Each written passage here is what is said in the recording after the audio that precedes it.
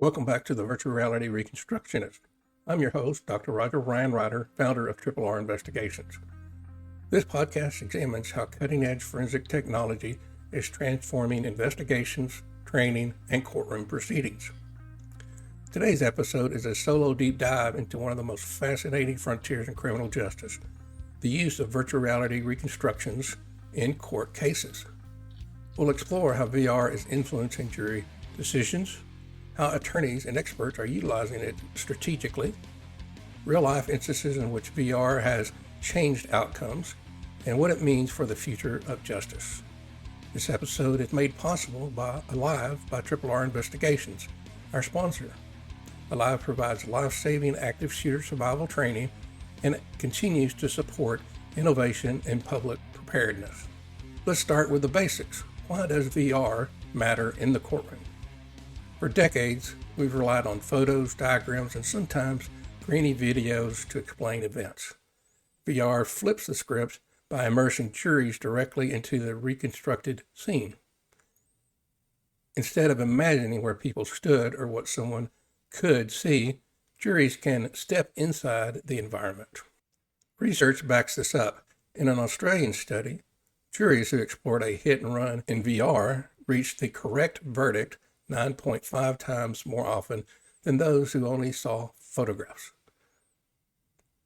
They remembered details better and sound is easier to piece the story together. VR also brings empathy into play. When juries stand in a defendant's or victim's shoes, even virtually, it can shape how they understand fear, perception, and intent. That can be powerful in cases involving self-defense or neglect. But let's not overlook the caution. Immersion cuts both ways. VR can be so persuasive that it risks overwhelming jurors' objectivity. A vivid simulation can feel too real. And if biases are baked into the model, they can be amplified. So how is this VR actually being used? Attorneys and forensic experts are partnering with technologists to turn raw data into immersive exhibits. It often starts with 3D laser scanning and photogrammetry, tools that capture a scene with millimeter accuracy.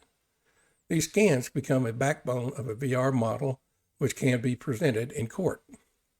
Attorneys deploy VR in several stages.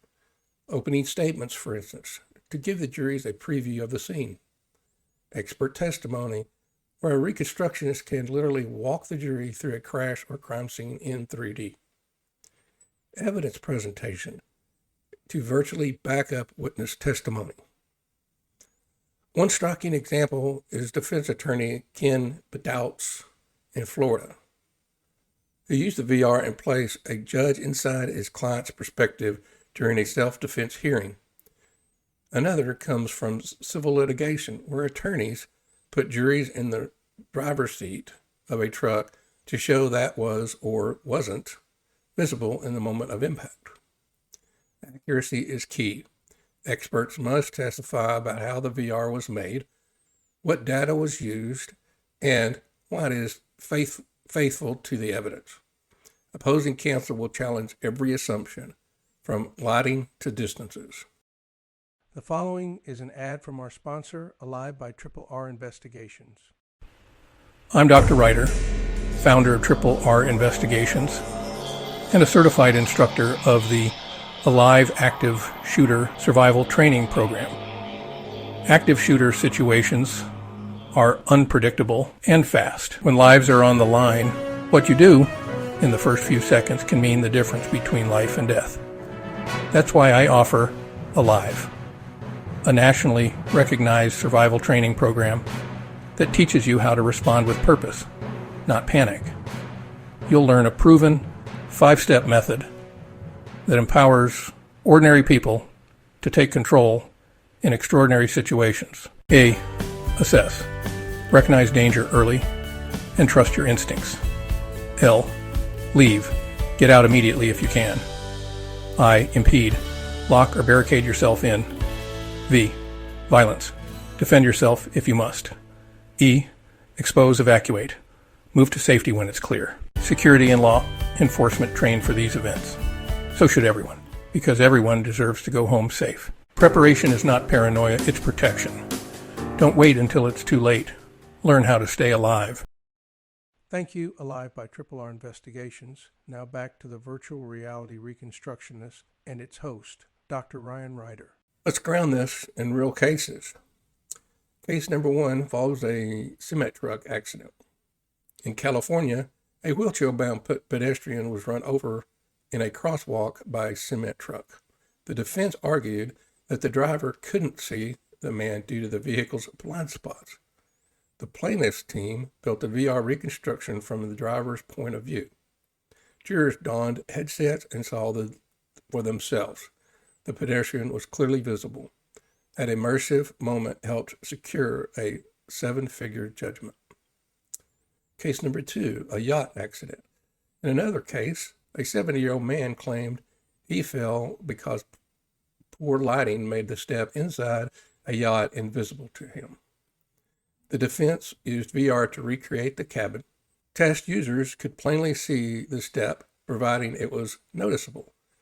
The case was dismissed on summary judgment, showing that VR can be also defended against false claims. Case number 3, Judge Siegel's courtroom in Florida. And of course, the landmark moment in 2024, Judge Andrew Siegel became the first U.S. judge to put on a VR headset during a criminal hearing. He stepped into the defendant's perspective to evaluate a stand your ground claim. The decision may set a precedent for future criminal cases involving immersive evidence. So now VR in court is not without challenges. Admissibility, judges treat VR as demonstrative evidence. It must be relevant, accurate, and properly authenticated. Prejudice versus probative value. A VR scene can be so dramatic that it risks inflaming jurors' emotions. Judges must weigh its value against the danger of unfair bias. Biases. Studies show VR can unintentionally amplify racial or cultural biases, depending on how avatars or perspectives are portrayed. Assess and cost. Creating a VR exhibit can cost tens of thousands of dollars. Wealthy litigants may have an advantage, raising concerns about equity. These are essential issues courts are only beginning to address. Where is this headed? Expect virtual jury views to replace costly site visits. Instead of busing jurors to a crime scene, they'll explore it in VR. Augmented reality is on the horizon, where jurors can wear glasses and see overlays, such as bullet trajectories or blood spatter, right in the courtroom. Metaverse hearings are already happening internationally, with judges holding proceedings in virtual spaces. Training programs for lawyers and judges are emerging to ensure they understand how to handle VR evidence. We're watching VR move from novelty to normalcy, much like DNA evidence did in the 1990s. Virtual reality reconstructions are reshaping the courtroom. They can bring clarity, empathy, and accuracy, but they also raise new challenges about fairness, bias, and access. The bottom line, VR is not replacing jurors or attorneys, but it's becoming a powerful tool for truth finding. The legal system is learning how to harness its responsibility. So thank you for joining me in this episode of the Virtual Reality Reconstructionist, and thanks again to our sponsor, Alive by R Investigations, for supporting conversations at the intersection of technology and justice. Don't forget to subscribe on your favorite platform. Share this episode and follow R Investigations for more insights. Until next time, stay safe and stay curious.